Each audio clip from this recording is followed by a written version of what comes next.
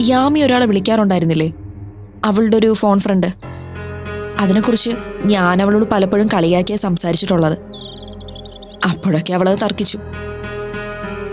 കഴിഞ്ഞ ദിവസം ഞാൻ അവളോട് ചോദിച്ചു അതാരായിരിക്കുമെന്ന്. അയാൾ ഇതുവരെ അവളുടെ മുമ്പിൽ വരാത്തതുകൊണ്ട് ഞാൻ പറഞ്ഞത് നിന്നെ നന്നായി അറിയാവുന്ന ഏതോ ഒരാളായിരിക്കുമെന്നാ.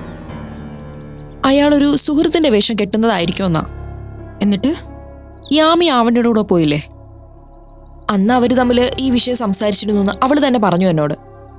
അവള് പറഞ്ഞ കാര്യങ്ങളും മെസ്സേജൊക്കെ കണ്ടപ്പോ ആവണിക്ക് അയാളുടെ എന്തോ സംശയം തോന്നിയെന്നും എന്നിട്ട് അവരയാളെ കാണാൻ തീരുമാനിച്ചു എന്ന്. ആരായിരുന്നു അയാള്?